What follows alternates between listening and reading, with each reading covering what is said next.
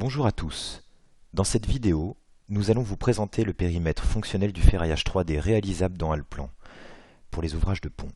Pour ce faire, nous allons commencer par réaliser différentes répartitions d'acier dans ce tablier que nous voyons dans la fenêtre d'animation d'Allplan. Nous fermons la fenêtre d'animation pour arriver dans notre espace de travail. Le ferraillage 3D dans Allplan se base sur des répartitions dans différentes vues. Ainsi, nous avons ici notre maquette 3D de tablier à gauche, avec différentes vues déjà positionnées à droite. Ces vues sont dites associatives, car toute modification dans une des vues modifie la maquette, et toute modification de la maquette modifie les vues. Un des principes est donc d'avoir au minimum 2 vues de travail pour répartir les aciers, ce qui est très proche des méthodes de travail traditionnelles et simplifie l'approche du ferraillage 3D. En général, la première vue sert à positionner et façonner un acier. La deuxième à le répartir. Ici, nous avons une coupe longitudinale et une coupe transversale pour réaliser l'exercice. Avant de commencer, il est important de fixer la norme dans laquelle nous souhaitons faire notre plan, car cela va fixer automatiquement les normes industrielles de la nation de référence, donc le choix des noms de section des aciers et leur adhérence. Fixer leur mandrin de cintrage, longueur d'ancrage respectif, le format de nomenclature lié à la norme du projet, ainsi que la classe de résistance du béton. Nous cliquons ici sur la fonction forme de barre. Tout de suite, le logiciel nous propose une bibliothèque de façonnage de barres assez standard. Nous allons pouvoir retrouver des cadres, des serres, des barres droites avec ou sans crosse, des épingles ou autres. Donc des formes de barres prédéfinies. Ou nous avons également la forme de barre quelconque, qui permet de façonner n'importe quel type de forme en le définissant point par point. Nous avons fixé ici la norme Eurocode 2, d'où la classe de béton C2530. Puis nous pouvons choisir différents paramètres, le diamètre, l'adhérence, donc ici on va modifier le diamètre, l'enrobage, les angles de crosse, le cas échéant, etc. Donc nous saisissons les bords du coffrage pour la réalisation de ce cadre ouvert. Donc nous allons cliquer point par point les différents éléments, sachant bien sûr que les différents paramètres vont pouvoir être modifiés également après la saisie. C'est tout l'avantage bien sûr d'avoir un logiciel paramétrique. Donc nous cliquons pour terminer sur ce point la saisie du cadre. Donc à ce stade, nous pouvons revenir sur l'ensemble des paramètres de notre barre façonnée le long du coffrage. Donc la possibilité de désactiver notamment la crosse de début. Également, nous pouvons mettre des valeurs équivalentes sur le segment de départ et le segment final pour avoir les mêmes valeurs d'ancrage par rapport à notre cadre ouvert. Nous allons pouvoir revenir, le cas échéant bien sûr, sur les différents types d'enrobage, début, fin et bien sûr n'importe où sur notre façonnage. Donc ici on choisit le segment sur lequel on souhaite revenir. Donc on voit bien sûr graphiquement tout de suite cela, et on peut bien sûr mettre ici, pourquoi pas 5 d'enrobage sur cette partie de segment de notre cadre ouvert. On va pouvoir revenir éventuellement aussi sur les facteurs de mandrin de cintrage a posteriori. On peut valider à ce stade, et dans la foulée le logiciel me propose de répartir. Donc c'est là où il est très intéressant d'avoir une coupe longitudinale ou une vue en plan de notre tablier. Donc pour réaliser la répartition, on doit donner les 2 points d'extrémité de notre répartition. Toujours la fenêtre à gauche permet de revenir sur les différents paramètres. Donc on voit ici différentes valeurs, on peut changer les espacements. Ce qui va impacter bien sûr les quantités puisqu'on vient de fixer une longueur de répartition. Bien sûr on peut modifier les quantités en fonction de cette longueur de répartition. On valide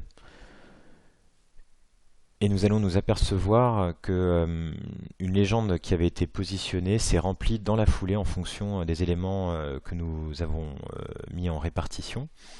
Donc c'est une technologie qu'il y a dans Allplan qui est en fait une légende dynamiquement liée au dessin. Toute modification en fait dans le dessin remplit automatiquement la légende suivant des attributs. Cette légende est bien sûr complètement paramétrable.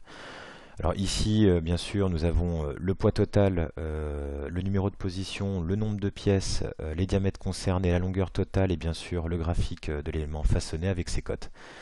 Donc bien sûr la liste de façonnage standard pour des plans de ferraillage. Donc bien entendu, le logiciel a mis à jour ces cadres ouverts sur les différentes vues, donc sur l'objet source ici. Donc on va retrouver le ferraillage en animation à l'intérieur, mais également bien sûr sur toutes les vues, la vue de dessus, la vue longitudinale, la vue transversale et toutes les vues en perspective que l'on voit sur la partie inférieure ici. Nous allons nous occuper de faire une répartition de barres droites sur la partie inférieure de notre tablier. Donc comme c'est sur la partie inférieure, on ne va pas aller sur la coupe transversale, mais sur la coupe longitudinale, ça sera plus simple. Et donc encore une fois, nous façonnons avec seulement 2 points pour une barre droite forcément. Nous allons pouvoir bien sûr revenir toujours sur les mêmes éléments, donc le paramètre de diamètre et bien sûr l'enrobage, le cas échéant. On va valider à ce stade pour basculer sur la partie répartition. Donc comme d'habitude, dans la foulée, le logiciel me propose de répartir, mais nous allons bien sûr répartir maintenant dans la coupe transversale. Alors une fonctionnalité intéressante pour les barres droites à ce stade, c'est de pouvoir cliquer sur la fonctionnalité segment. On désigne le segment sur lequel on veut répartir au-dessus les éléments de barre droite et automatiquement le logiciel détecte le segment complet pour pouvoir faire la répartition. Donc maintenant, comme on a un segment, bien sûr, la quantité ou l'espacement sont des paramètres bien sûr qui permettent de définir la répartition de ces barres droites. On valide. Encore une fois, on valide. Et dans la foulée, Allplan a rempli automatiquement sa légende. Et bien sûr, toutes les vues se sont mises à jour en fonction de notre répartition, ce qui permet bien sûr d'avoir un contrôle en temps réel sur les éléments que nous sommes venus répartir. Pour gagner du temps, on peut également réaliser un groupe d'éléments à répartir par rapport à cette coupe transversale, c'est-à-dire avoir différents aciers, les grouper et les répartir en une fois. Alors pour ce faire, on va activer forme de barre et aller chercher un cadre de raccordement. On va activer l'option dilatation jusqu'au bord du coffrage, ce qui permet de façonner ce cadre de raccordement sans avoir à le saisir point par point. Ainsi, en approchant le cadre de raccordement, il se façonne en se dilatant jusqu'au bord du coffrage.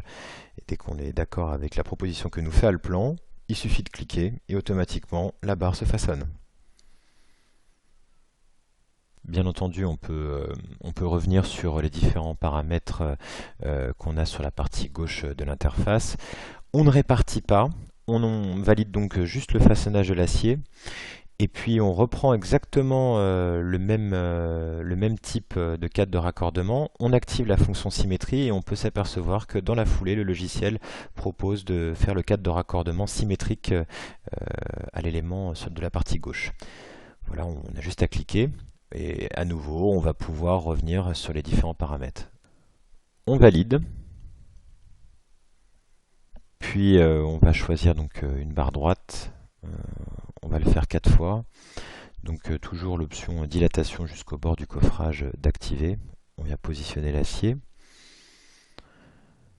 On vient repositionner un acier supplémentaire sur la partie droite ici. On vient réactiver forme de barre avec bien sûr la symétrie d'activer pour les différents aciers positionnés préalablement. Voilà à nouveau la dernière barre droite avec toujours la symétrie en option qu'on vient valider ici. Voilà, donc maintenant il nous reste à grouper en fait l'ensemble de ces aciers. pour ce faire, nous allons devoir réaliser un filtre suivant les numéros de position qui ont été automatiquement attribués par Alplan sur les différents aciers que nous sommes venus répartir. Alors on voit ici que la légende s'est mise à jour automatiquement. Pour 1 et 2, on avait déjà fait les répartitions, et de 3 à 8, il y a les éléments de barre façonnés sur la coupe transversale, mais avec une quantité 0. Donc pour grouper, ça va être la fonction groupe d'éléments ici. On va aller chercher le filtre des aciers et on va choisir de le faire suivant les numéros de position, donc tous sauf les deux premiers. On valide, on fait un lasso, automatiquement Alplan nous confirme qu'il y a bien 6 barres dans le groupe, donc là on peut valider également. Et dans la foulée, on vient répartir, donc clic droit sur l'élément, on demande de répartir suivant un groupe, on valide. Et à nouveau, on va pouvoir utiliser simplement, comme traditionnellement on le faisait, sur la coupe longitudinale, la répartition. Donc c'est très simple. On vient maintenant définir soit l'espacement, les quantités par rapport au centre de la répartition. On peut définir vraiment différents types de paramètres par rapport à la répartition. Ici, on valide par OK. Et automatiquement, le logiciel est venu nous répartir l'ensemble du groupe et bien entendu, en temps réel, mettre à jour notre légende ici à gauche. Nous allons donc retrouver l'ensemble des quantités à jour par rapport à la nomenclature grâce à la fonctionnalité des légendes d'Alplan. Il faut savoir qu'en termes de philosophie, le logiciel, quand on positionne les barres, nous propose dans la foulée de positionner des annotations. Alors classiquement, ce que nous préférons faire, surtout pour des zones fortement ferriées, c'est annoter après avoir positionné l'ensemble des aciers. Donc la philosophie d'Alplan, c'est un clic droit sur un élément et on accède à l'ensemble des fonctions de modification qui y sont associées, ou l'accès à l'information. Donc ici on va choisir donc la fonctionnalité d'annotation. Et donc on voit donc la nomenclature ici apparaître. Donc la position c'est 1, 137 aciers, achat 14, espacé de 35 cm. Voilà, dans la foulée, on peut bien sûr annoter chacune des barres. Il suffit de cliquer simplement et automatiquement, on met à jour en fait l'ensemble des annotations sur les différentes barres sur lesquelles on clique ici. Donc voilà, c'est vraiment très simple, très rapide, et bien sûr c'est dynamiquement lié, c'est-à-dire que c'est tout l'avantage du BIM. Toute modification de répartition modifie bien sûr la légende, les annotations et le dessin. Nous allons bien sûr continuer avec cette option de fusion. En fait, il y a plusieurs barres droites qui possèdent exactement les mêmes caractéristiques dimensionnelles. Donc c'est inutile de venir charger la nomenclature. Donc voilà, là on va annuler ici et on voit qu'il y a deux fois en position 5 et 8 les mêmes barres. Grâce à cette option de fusion, automatiquement le logiciel fusionne l'ensemble donc en 5 ici, avec une quantité de 472 barres. Voilà. Donc ça permet d'alléger un petit peu, et automatiquement en fusionnant bien sûr les annotations qui ont été faites sur la coupe transversale se sont automatiquement mis à jour. Alors on va pouvoir aussi coter des répartitions. Alors avec des formes de peigne notamment également. Voilà, il suffit de chercher éventuellement aussi la partie cotation ici. Et dans la partie gauche, on va choisir l'ensemble des informations que l'on souhaite faire apparaître. Donc ici, on va pouvoir demander les valeurs de cote, le nombre d'espacements, également le repérage des barres affichées, ou simplement venir positionner ici le nombre et l'espacement. Dans la foulée, Alplan propose d'annoter la cote pour redéfinir la nomenclature. On va pouvoir décider de bien sûr faire apparaître ce que l'on souhaite par rapport à cette annotation, comme pour les annotations précédentes.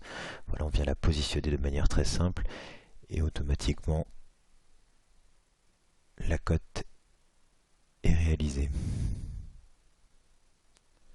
On va maintenant s'intéresser à la partie coupleur dans Alplan.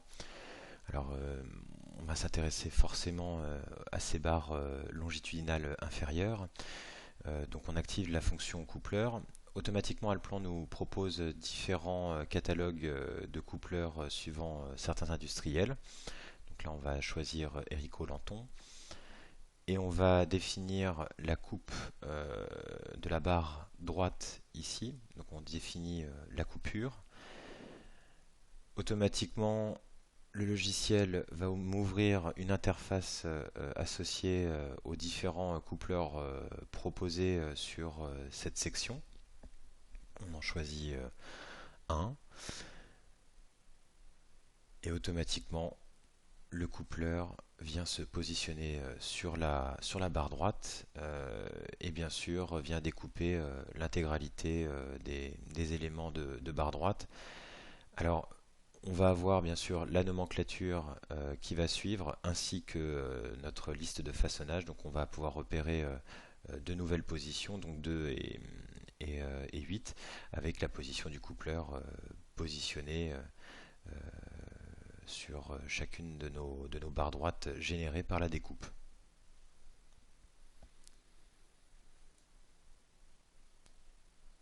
Pour continuer la présentation concernant le même ouvrage, nous allons activer une série de calques ici sur des éléments un peu plus avancés. Donc voilà, c'est le même ouvrage, en tout cas avec le même tablier. Donc c'est un pont en arc en fait. On va s'apercevoir donc qu'il y a une répartition en fait de cadres avec des éléments de dimension variable. Donc c'est la norme suisse qui est automatiquement générée par rapport à la norme chargée au moment de la création des éléments pour le projet.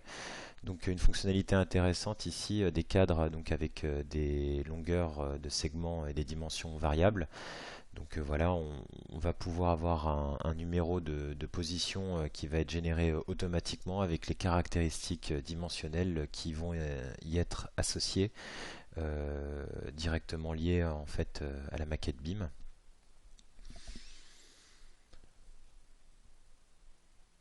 Donc toujours pour illustrer cette partie pont, on va s'intéresser ici à une partie semelle, donc toujours des légendes qui peuvent se mettre à jour automatiquement avec des dimensions variables.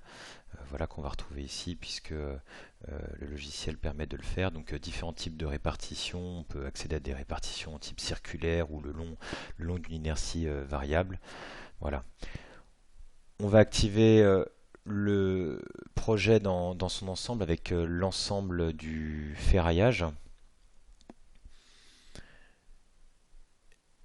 Et on va pouvoir s'apercevoir donc de l'ensemble des éléments d'acier ici réalisés. Alors au niveau du graphisme, hein, encore une fois, c'est quelque chose qui est complètement personnalisable et paramétrable par l'utilisateur, hein. Allplan, c'est un logiciel à la fois dessin, donc c'est la souplesse du dessin, mais également paramétrique, donc la puissance du paramétrique en termes d'accès à l'information. On va pouvoir aussi activer la partie arc du pont, dans lequel on peut s'apercevoir de la répartition le long d'un élément en arc, avec de surcroît des inerties variables. Il y a des fonctions, donc, comme je vous l'indiquais, qui permettent de réaliser des répartitions le long d'inerties variables.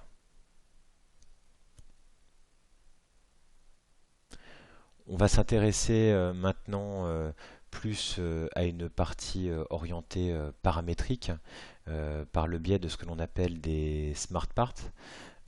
Pour ce faire, on va charger un autre projet dans lequel il y a déjà un élément paramétrique de smart parts qui est positionné.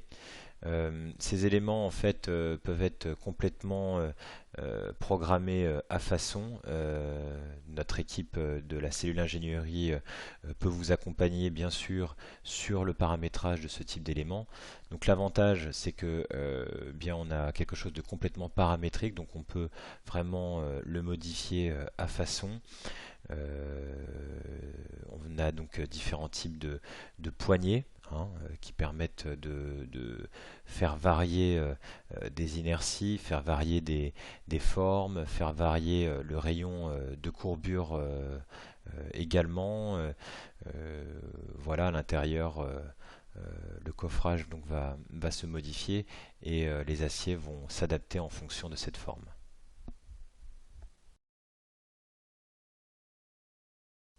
Dans cette vidéo de présentation du ferraillage Allplan, nous avons abordé différents points.